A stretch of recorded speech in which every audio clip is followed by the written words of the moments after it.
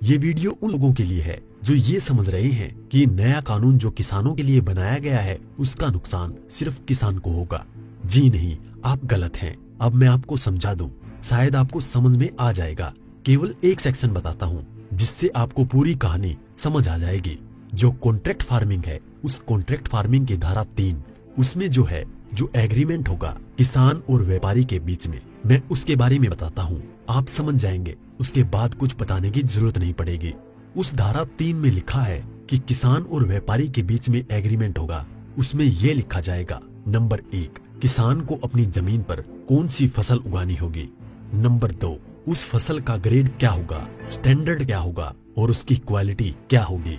Number 3, उस फसल को उगाने के लिए जो बीज होगा, जो खाद होगा, जो कीटनाशक होंगे, जो मशीनरी होगी, जो तकनीक होगी, उसे वो व्यापारी जिसके साथ समझौता हो रहा है वो देगा। उसके बाद उसी एग्रीमेंट पर लिखा जाएगा उसकी कीमत क्या होगी।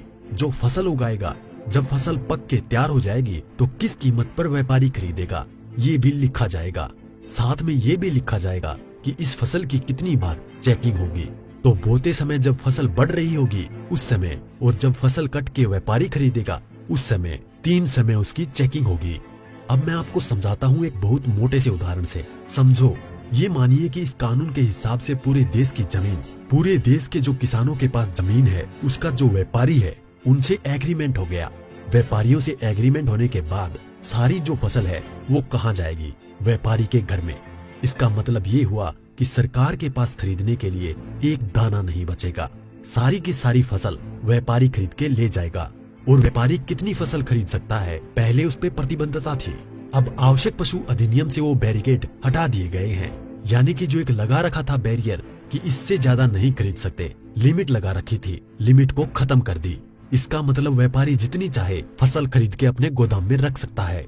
अब मानिए कि पूरी फसल किसान से व्यापारी के घर चली गई, तो आप थोड़ा सा पीछे आइए। 2013 में इस सरकार ने संसद में कानून बनाया था इस देश के गरीब लोगों के लिए।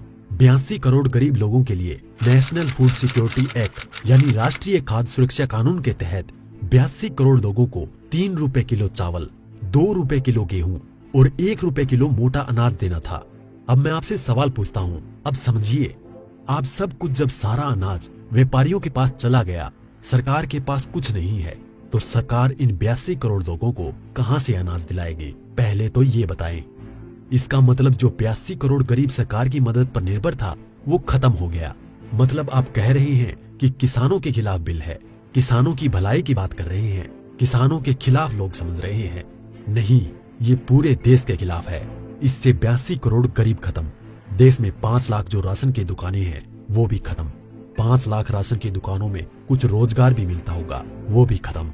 अब इसके बाद आप आ जाइए कि जब किसान को सारी चीजें, जो खाद भी है, बीज भी है, कीटनाशक भी है, मशीनें भी हैं, तकनीक भी है, वो व्यापारी जिससे समझौता हुआ है वो ही देगा। तो जो व्यापारी ये काम करते हैं, कोई खाद बेचता है, कोई बीज बेचता है, कोई मशीन बेचता है, तो कोई कीटनाशक बेचता है, वो व्यापारी भी खत्म।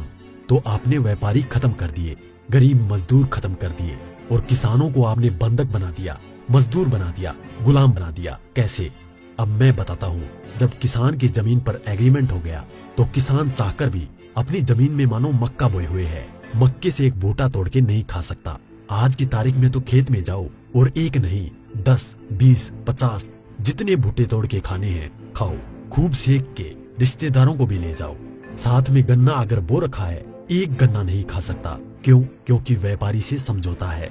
अगर एक गन्ना टूट लिया तो फिर उसके बाद व्यापारी से लड़ते रहो, आप एसडीएम के यहाँ, एडीएम के यहाँ। मतलब ये है कि अपनी ही जमीन पर किसान अपने लिए, अपने बच्चों के लिए अगर मन करता है, जो फसल किसानों ने उगाई है, किसानों की मेहनत है, उसमें से एक दाना नहीं ले सकता।